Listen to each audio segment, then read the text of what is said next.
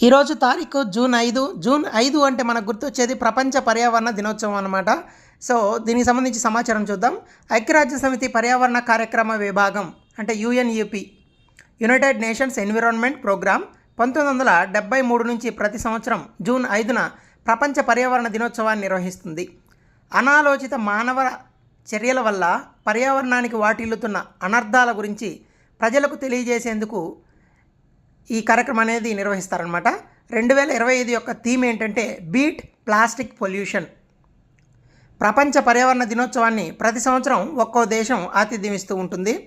So UNEP మరియు దాని భాగస్వామ్య సంస్థలు ఈ కార్యక్రమాన్ని నిర్వహిస్తాయి. 2025లో ప్రపంచ పర్యావరణ దినోత్సవ వేడుకలు రిపబ్లిక్ ఆఫ్ కొరియాలో జరగనున్నాయి. 1972లో తొలిసారి ప్రపంచ పర్యావరణ దినోత్సవాన్ని ఐక్యరాజ్య సమితి నిర్వహించడం జరిగిందనమాట. 2030 నాటికి ప్రపంచవ్యాప్తంగా కనీసం 1.5 బిలియన్ హెక్టార్ల భూమిని శుద్ధి చేసి తిరిగి పునరుద్ధరించుకోవాలని ప్రపంచ దేశాలు లక్ష్యంగా పెట్టుకున్నాయి.